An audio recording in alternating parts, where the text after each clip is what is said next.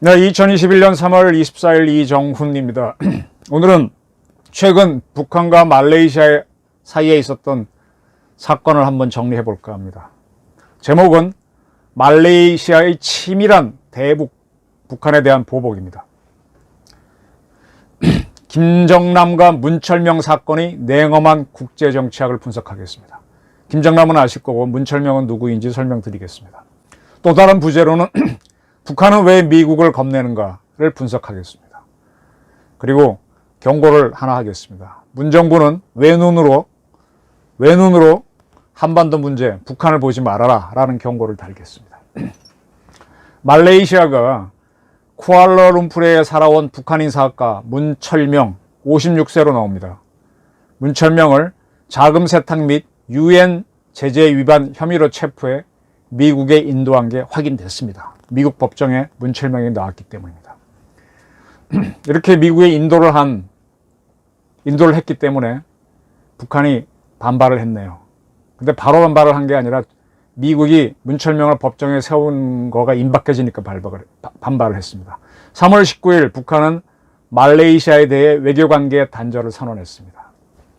같은 날 말레이시아 정부도 2017년부터 이미 운영이 중단된 북한 주재 말레이시아 대사관 문을 닫는다. 그리고 말레이시아에 있는 북한 외교 직원들에게 대해서 48시간 내에 말레이시아를 떠나라 라는 명령을 내렸습니다. 2017년인 김정남이 암살된 해이죠. 그때 말레이시아는 북한에 있던 자국 대사관 및 그 대사관 직원과 가족을 철수시킨 다음부터 지금까지 대사관은 뒀지만 외교관과 가족을 파견하지 않았었습니다. 그렇게 무인으로 유지되던 말레이시아 대사관 북한 주재 그걸 닫겠다고 밝혔습니다. 말레이시아의 정부의 요구에 따라서 3월 21일 19일날 그랬으니까 만 48시간 다 돼가는 시점에서 말레이시아 주재 북한 외교관과 그 가족 30여 명이 쿠알라룸푸르발 상하이행 여객기를 타고 중국 여객기를 타고 말레이시아에서 떠나갔습니다. 그때 김유성 말레이시아 주재 북한 대리대사는 간단한 성명을 발표했는데 이번 사건은 미국이 극악무도한 정책으로 만들어진 반북 음모의 산물이다. 말레이시아가 무고한 우리 국민을, 이게 문철명이죠, 미국에 인도함에 따라 양국 관계의 근간을 송두리째 파괴했다. 이렇게 했습니다. 2017년 김정은의 이복형이죠. 이 쿠알라룸푸르에서 암살된 사건은 다 아실 겁니다. 그 후에 벌어진 말레이시아하고 북한 사이에 있었던 외교전은 잘 모르시는 분들이 많은데 제가 사실은 이 사건에서 그때 벌어졌던 두 나라 사이의 치열한 외교전을 주간동화에 상세하게 쓴 적이 있습니다. 나름대로 이제 취재원을 통해서 취재한 건데 그때 그걸 좀 설명을 드릴게요. 바로 그때는 말레이시아가 완패를 당했기 때문에 이번에 아주 처절한 보복을 했다는 설명을 드리기 위해서입니다. 2017년 3월 30일 말레이시아 측은 쿠알라룸푸르를 떠나 중국 베이징으로 가는 말레이시아 여객기 MH360편에 쿠알라룸푸르에서 암살된 김정남의 시신과 그동안 말레이시아 측이 출국을 금지해온 북한인 2명, 이름은 현광성과 김우기를 태워 보냈다. 그리고 대신 북한이 억류했던 평양에 있던 말레이시아 외교관과 가족 9명을 송환받았다라고 발표를 했습니다. 말레이시아 당국이. 2017년 3월 30일. 근데 이 발표가 허위라는 게 저희 취재의 결론이었습니다. 그걸 설명드리겠습니다. 그 당시에 이런 발표가 있었을 때 도하 언론들은 쿠알라룸푸르의 공항에 가서 MH360 항공기를 취재를 했죠. 원거리로 사진을 찍었습니다. 그때 보게 되면은 비닐로 싼 이렇게 지금 화면에 나오는지 모르겠는데 굉장히 유명한 사진이죠. 비닐로 싼 이런 마대자루 같은 거를 화물을 싣는 장면이 잡혔는데 비행기 화물칸에 그걸 이제 김정남 시신이 아니겠냐라고 언론은 보도를 했습니다. 근데 이거는 전혀 사실이 아닙니다. 제가 확인한 그때 이제 정보기관 사람들을 통해서 확인한 거는 그날 베이징으로 간 MH360 화물칸에는 김정남 시신은 전혀 실려 있지 않았다라는 겁니다. 왜 그랬느냐? 김정남이는 이제 마카오에서 이제 가족하고 지냈는데, 마카오에서 같이 지낸 부인은 뭐라 그럴까, 김정남이가 이렇게 부인이 여럿이 있었어요. 두 번째라고 할까요? 그런 부인이었고, 첫 번째 부인은 베이징에 있었습니다. 그러면 김정남이가 사망했는데 그의 시신 인도를 요구할 수 있는 사람들은 가족이잖아요. 마카오에 있는 후처도 할 수 있지만 베이징에 있는 본처도 할 수 있습니다. 그리고 김정남은 계속 마카오, 중국 관할 지역이죠. 지냈기 때문에 중국이 관리해 온 사람입니다. 그러니까 본처를 통해서 베이징에 이 비행기가 내리면은 김정남 그 부인을 시켜가지고 내가 봐야 되겠다 그러면 빼낼 수 있지 않습니까?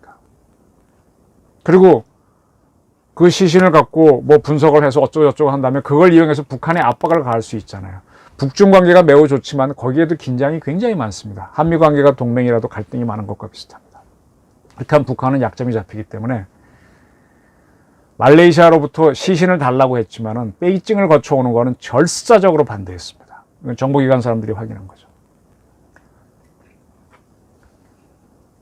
그때 취재원들은 이렇게 얘기했습니다. 김정남은 물론 김정남을 보호한 중국에게도 강한 적개심을 갖고 있다. 따라서 베이징의 경우에 김정남 시신을 받는 것은 북한 처지에선 도저히 있을 수 없는 일이다. 말레이시아 정부는 상상도 못할 북한의 입력을 받았기에 시신을 보냈는데 너무 굴욕적이라서 북한의 압박이 너무 셌고 거기에 대한 그걸 받아줘야 되는 굴욕이 너무 심했기 때문에 베이징을 거쳐 보내는 것으로 꾸몄을 뿐이다 라는 게 이제 제 취재원의 전언이었습니다. 김정남이 북한 공작 조직에 의해서 암살된 것이 확인됐죠. 그 당시에. 그리고 나서 말레이시아는 북한인에 대한 무비자 입국 제도를 폐지했습니다. 그리고 북한에 있는 자국 대사를 소환했습니다.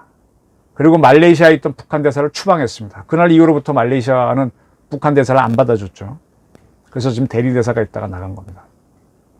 그러고 이제 평양에 있던 자국 외교관들을 데려오려고 그랬더니 북한이 그 말레이시아 외교관과 그 가족들을 잡아버립니다. 11명을 잡습니다. 11명. 이에 대해서 말레이시아는 그때 북한이 외화벌이 하려고 말레이시아에다가 한 1000여 명의 북한인을 파견해 놨었어요. 그 사람들을 말레이시아 거꾸로 못 나가게 거꾸로 잡습니다. 외교관 나가라 그랬 외교관도 붙잡아 버립니다. 그리고 이제 자국 외교관과 그 가족들을 11명이 돌려받으면서 이들을 보내주겠다 그랬는데 북한이 딱 1000명 알아서 니들이 뭐 죽이려면 죽이고 김정남 시신을 보내지 않으면 이 11명을 죽이겠다라고 협박을 합니다. 자국인 1000명이 죽는 거는 오케이 니만 알아서 해. 근데 우린 11명을 죽이겠다 그러죠. 그렇게 딱 하고 난 다음에 보니까 그 11명 중에서 2명은 말레이시아 사람은 맞는데 UN 직원으로 와 있는 거예요. UN 직원을 죽이게 되면 UN을 관리하는 미국이 북한을 때리니까 2사람은 내보내고 순수 말레이시아 외교관 및 그 가족 9명만 딱 잡습니다. 이때 이 9명 중에 어린이가 몇 명이었죠? 한 4명이 있었습니다. 이게 이제 말레이시아로서는 깜짝 놀라는 거죠. 1000명을 죽여도 좋은데 안 내보내도 좋은데 뭐 19명은 이렇게 살해하겠다고 하니까 깜짝 놀래버렸죠. 북한은 이제 미국과의 마찰을 피하고 2명은 UN 공무원은 내보내고 말레이시아만 딱 잡고 늘어진 거죠. 자, 그리고 그때 김정남이 암살됐는데 죽은 김정남이 썼던 북한 외교관 여권에는 이름이 김철로 돼 있었습니다. 북한은 김철의 부인이라는 리명희라는 인물을 내세워서 말레이시아 정부에게 요구를 합니다. 내 남편 김철의 시신을 돌려보내다오. 그리고 추가합니다. 김철은 쿠알라룸푸르 공항에서 암살된 게 아니라 자연사했다. 자연사했으니까 아무 문제가 없다. 그래서 돌려다오. 그리고 이 김철이 죽은 걸 가지고 말레이시아는 북한인들의 무이자 입국을 차단했는데 그거 안 된다. 또 외교관계를 단절하겠다고 말레이시아가 했는데 그것도 안 된다. 이렇게 주장을 했습니다. 이렇게 나오니까 말레이시아도 거기도 엘리트가 있으니까 딱 논리를 폈죠. 그래, 리명희가 김철의 부인 맞아? 맞으면은 리명희하고 김철 사이에 자녀가 있지 않느냐. 그러면 그 자녀의 DNA를 보내다오. 그러면 여기에 있는 김철 시신하고 대비해서 가족관계가 맞는지 일단 확인하겠다. 맞으면 시신 보내줄 수 있다. 이렇게 했습니다. 맞는 얘기죠. 북한 여기서 딱 치고 나서 웃기지 마라. 안 보내면은 평양에 있는 말레이시아인 어린이 4명에 포함된 9명을 죽이겠다고 살해를 합니다. 첩박을 합니다. 1961년 채택된 외교관계에 관한 빈 협약은 외교관과 그 가족은 무조건 주재국이 보호해야 된다라고 되어 있습니다. 북한은 1980년 이 협약에 가입했습니다. 그런데도 살해를 위협한 거죠. 여기서 말레이시아가 이제 북한인 1000명을 못 나가게 했음에도 포기합니다. 그리고 북한은 아까 말씀드린 것처럼 중국 거쳐서 보내지 마라. 시신을. 그러면 중국이 그걸 납부할 수 있으니까 바로 갖고 와라고 요구합니다. 때문에 말레이시아가 그러면 시신을 직접 갖고 오라. 갖고 가면 돌려주겠냐? 돌려주겠다. 이렇게 이야기를 듣고 비행기를 타고 갑니다. 직접 날아갑니다. 말레이시아 외무부 장관이. 그럼 외무부 장관이 왜 직접 날아갔느냐? 그때 또 말레이시아도 정치적 사정이 있습니다. 그 당시에 말레이시아 총리는 나집 라작인데 그분이 1000억, 100억 원대 비자금을 조성했다는 의혹을 받았어요. 말레이시아 정치권으로부터. 그리고 막 총선이 앞에 있었습니다. 이런 상태에서 북한이 말레이시아 외교관을 평양에 있는 사람을 죽여버리면 당신이 위기에 처하잖아요. 얼마나 반발이 있겠어요. 국민 반발. 그래서 장관 보고 돌려주라. 처음에는 이제 북한이 요구한 대로 이제 북한 가는 비행기는 베이징에서만 뜨니까 베이징 가는 비행기를 통해서 여객기를 통해서 보내주라 그랬는데 북한이 그 말 딱 듣자 안 된다. 그러면 중국이 김정남이 시신 탈취하니까 베이징 거치면 절대로 안 된다 그럽니다. 그럼 어떻게 알아? 그랬더니 직접 갖고 오라 그랬는데 쿠알라룸푸르에서 북한 가는 비행기는 없잖아요.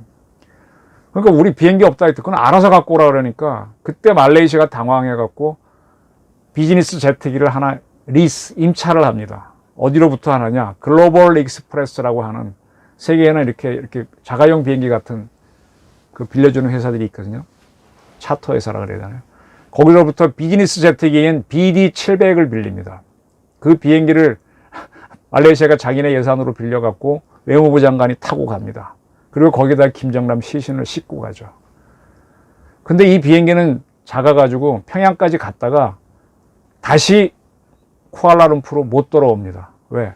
연료통이 작아서 왕복 비행을 못해요. 그래서 말레이시아는 좋다. 우리가 이 비행기 빌렸으니까 평양 가면 기름은 실어 다오 그랬더니 그건 못해 그럽니다. 이렇게 치사하게 나왔어요. 그래서 말레이시아가 그러면 방법이 없다. 그럼 평양 떠나서 올 때 서울에 들려서 기름을 보급받겠다 그랬더니 No! 서울은 절대로 못 간다. 베이징도 못 간다. 상하이, 도쿄, 대만의 수도인 타이페이 가면 절대로 안 된다고 도끼를 내세웁니다. 때문에 이 비행기는 필리핀 마닐라로 날라와서 북한이 거긴 거론 안 했거든. 마닐라가 어떤 데입니까? 필리핀이 약간 중립적이잖아요. 옛날 황장엽 씨 망명할 때도 중국이 필리핀 마닐라로 내보냈다가 마닐라에서 우리가 이제 황장엽 씨를 데리고 왔었죠. 그래서 마닐라에서 간당간당 기름 떨어진 상태에서 급유를 받고 쿠알라룸푸르로 돌아오게 됩니다. 완전히 말레이시아는 9명을 구해오긴 했지만 완패를 당했죠. 그리고 북한의 요구로 외교관계 끊지도 못했습니다. 그러나 그 이후로는 자국 외교관을 파견하지 않았습니다. 이러한 일이 겪고 난 다음에 미국 하원은 북한을 대테러 지원국으로 재지정하는 법안을 가결했었죠. 자, 이거를 보면서 바로 요 한 해 전에 북한이 핵실험을 했을 겁니다. 그때 박근혜 정부가 북한이 개성공단 폐쇄 조치를 취한다 그랬거든요. 그때 재빨리 우리 근로자를 빠져나오게 했어요. 남재정 국정원장 주도로 해갖고 빼냈습니다. 빼낸 다음에 거기서 사업하던 사람들은 좋은 조건으로 일했는데 일터를 잃었다고 막 주장했는데 그 2017년에 북한이 김정남 죽이고 또 평양에 있는 말레이시아 외교관 그 가족을 위협하는 걸 보니까 그때 2016년에 개성에 있던 우리 공단 근로자를 빼낸 게 참 다행이었다라는 해석이 그때서야 나왔죠. 그때도 보게 되면은 개성공단 근로자 빼냈을 때 왜 빼내느냐, 남북관계 왜 망치느냐 하고 좌파들은 빼락빼락 소리를 질렀었습니다.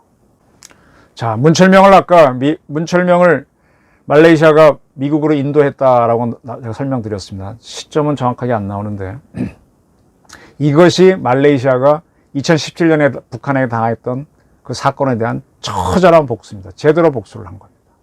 네. 북한이 처음엔 문철명이 넘어가는 걸 몰랐던 것 같아요. 근데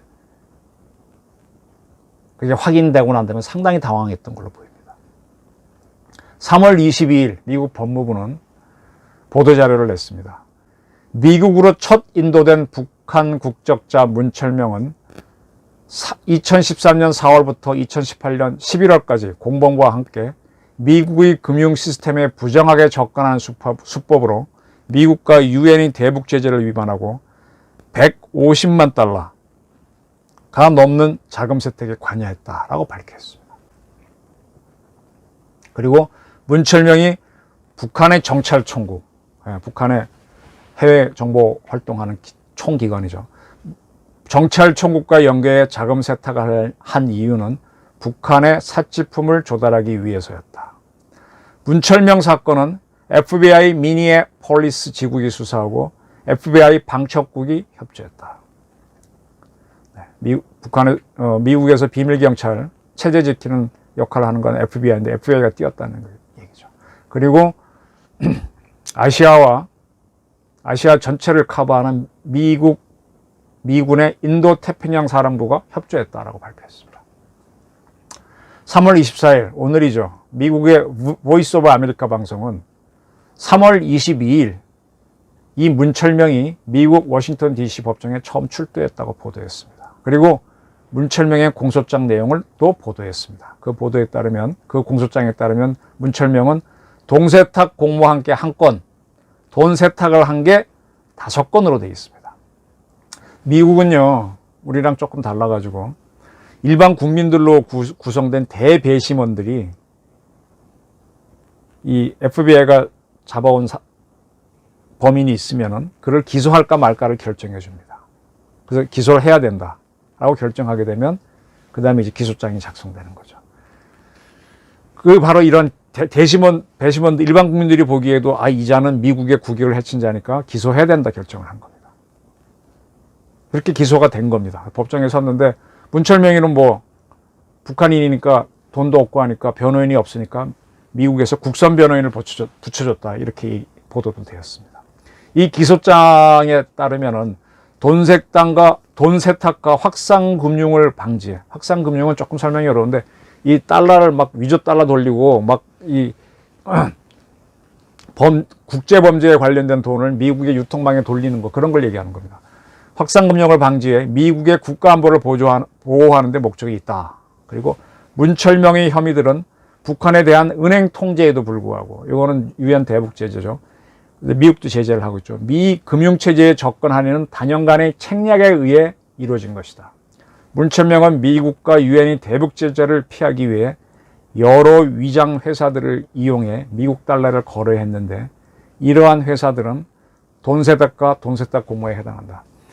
그러니까 그 전에 미국의 OFAC라고 하는 OFAC라고 미 재무부에 있는데 이게 이제 미국 달러를 국제범죄에 쓰거나 테러에 쓰거나 또는 뭐 적성국가에 사용하게 되는 나라들은 제재를 가합니다. 김대중 정권이 북한에 송금을 할 때 우리 그 당시에 국정원이 미국의 오파크를 속이기 위해서 우리 외환은행, 지금은 없어졌죠. 외환은행을 통해서 중국의 무슨 은행입니까? 중국 인민은행으로 송금을 했고 거기에 있는 한국계 외국인 계좌로 송금을 해서 매끌어 쪼개서 그 다음에 북한 계좌로 들어가게 했다. 그 북한이 그 돈이 입금된 걸 확인하기 위해서 제1차 남북정상회담이 하루 늦어진다. 제가 그런 설명드렸고 그 관계자들이 제가 취재한 바가 있다고 말씀드렸죠. 오파크에 걸리게 되면 그 은행은 미국과의 달러 거래를 못하기 때문에 거의 망합니다. 그렇게 해서 망했던 게 과거 북한의 달러 거래를 도와줬던 마카오의 방코델타 아시아 BDA 은행이 망했죠. 그때 우리 외환은행이 그걸 해줬습니다. 그 외환은행 책임자를 제가 인터뷰를 했었습니다. 오파크를 따돌리기 위해서 굉장히 애를 썼고 성공했다. 근데 그 후에 이제 외환은행은 지금 없어져 있죠. 네. 그리고 이제 공소장에는 2016년 10월 문철명은 싱가포르의 한 회사로부터 북한의 경남무역회사로 운송할 상품 9만 달러에 대한 구매 계약을 체결했다. 그리고 송금을 위해 5차례에 걸쳐 조선무역은행의 위장회사 2곳을 이용했는데 그 과정에서 미국 금융망과 연결된 은행을 이용했다. 이게 불법이라는 겁니다. 돈세탁 공모 혐의 부문은 문철명과 이름이 공개 안 된 또 다른 인물이 2014년 9월부터 17년 1월까지 싱가포르에 있는 SINSR, 신사 트레이딩이라는 회사에 총 8차례에 걸쳐 2만 달러에서 13만 달러를 결제했다. 북한은 이런 거래하면 안 되거든요. 미국 달러를 송금하고 돈세탁한 것이 위법이다. 그런 얘기입니다. 이 공소장에는 문철명과 함께 이름이 가려진 여러 인물이 등장합니다. 근데 그들 중 일부에 대해서는 defendant, 피고라고 표현되어 있습니다. 그리고 실명이 공개되지 않은 중국인과 중국 회사 등에 대해서는 공모자로 표현되어 있는데 이는 무슨 얘기냐? 문철명 외에도 미국이 추가로 기소했거나 그런 인물이 있다는 거죠. 아직 언론이 추적하지 못했을 뿐이죠. 미국 연방법은 돈세탁 관련 혐의자에 대해서는 최대 20년 징역, 벌금 50만 달러 또는 관련 자금의 2배에 달하는 벌금을 부과하게 되어 있습니다. 6개 혐의가 모두 인정될 경우 문철명에게는 최대 120년의 징역형이 선고될 수 있습니다. 이렇게 되면 문철명은 상당히 곤란하게 되죠.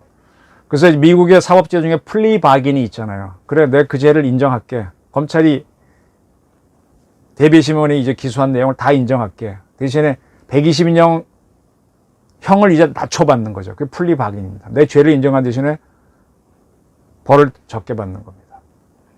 이걸 인정 안 하면 치열하게 법정 공부를 한 다음에 최대형을 선고받을 수 있죠. 이게 준퇴유곡입니다.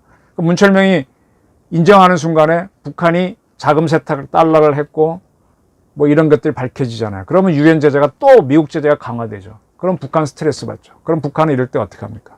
북한은 외국에 자국인을 보낼 때 반드시 가족 중에 몇 사람을 북한에 남겨놓죠. 그 사람들의 위해를 봐야죠. 저는 압니다. 옛날에 한국으로 온 한 북한 상무관이라 그럴까 가족을 취재했었는데 북한이 그분들의 아들을 북한에 잡아놓고 보냈었죠. 근데 그분들이 한국에 왔는데 그 자녀에 대한 걱정을 굉장히 많이 했었습니다. 북한은 항상 이런 식으로 합니다. 어떻게 할지 모르겠지만, 그러니까 문철명은 지금 빼도 박도 못하게 돼 있습니다. 말레이시아가 데려가라라고 했기 때문에 아주 처절하게 복수한 겁니다. 이렇게 이제 꼼짝도 못하게 되니까 북한은 조총련 기간제 조선신보를 통해서 나름대로 억울함을 이렇게 호소했습니다. 외교관계 단절을 초래한 말레이시아 당국의 친미 굴욕, 조선국민을 강압 인도, 이런 제목의 기사를 만들었는데, 조선국민인 미국 인도는 어떻게 하나 조선을 자금 세척국으로 매도하고 비법적인 대조선 금융제재를 합리화하려는 책동의 한 단면이다. 핵 미사일과 함께 테러 지원, 세금 세척과 같은 지렛대로 조선의 영상을 흐리게 하고 조선을 흔들어 볼 틈을 만들어 보고자 하는 것은 미국의 오래된 수법이다. 2013년부터 국제기구 측의 계속되는 협력 요청을 고려해 북한은 기구와 협상도 하고 해당 자료들도 가능한 것 제출하는 등 자기 할 바를 다 했다. 근데 왜 이러느냐? 이렇게 막 비는 모습을 보였습니다. 그러면 이제 하나 답이 풀리죠. 제가 지난번에도 한번 보도를 했었는데 3월 16일 김여정이 아주 격렬한 노동신문의 담화를 발표했습니다. 3년 전 본날은 다시 돌아올지 어려울 것이다 라는 제목의 담화였죠. 거기에서 이렇게 얘기했었죠. 우리 정부를 향해서 태생적인 바보라고 해야 할지 아니면 늘 좌고우면하면서 살다 나니 판별 능력마저 완전히 상실한 때때가 되어버린 것은 아닌지 어쨌든 다시 보게 된다. 때때라는 말더듬이 상당히 비난하는 표현입니다. 3월의 봄 계절에 모두가 기대하는 따뜻한 훈풍이 아니라 스산한 살풍을 몰아오려고 작정한 것이다. 이번에 엄중한 도전으로 임기 말기에 들어선 남조선 당국의 앞길이 무척 고통스럽고 편안치 못하게 될 것이다 라고 얘기했습니다. 이때만 해도 이제 문명철 사건 잘 몰랐는데 문명철 사건이 딱 터지고 나서 보니까 김여정이 이 담화는 문명철 사건 때문에 문철명 사건 때문에 나온 거구나. 바로 알게 되는 거죠. 문재인 정부가 문철명을 말레이시아가 미국에 보낸 걸 막아주지 못했기 때문에 미국은 무서워서 어떻게 하지 못하고 말레이시아는 잡히지도 않으니까 만만한 문재인 정부한테 화풀려 하겠구나. 따뜻한 훈풍이 아니라 스산한 살풍이 몰아오려고 작정한 것이다. 이렇게 겁을 주고 있죠. 따라서 화풀이가 이제 문재인 정권이니까 북한은 문 정권의 이인영 장관이 무슨 소리를 해도 대화 안 할 겁니다. 그리고 이 담화에서 조 바이든 정부에 대해서도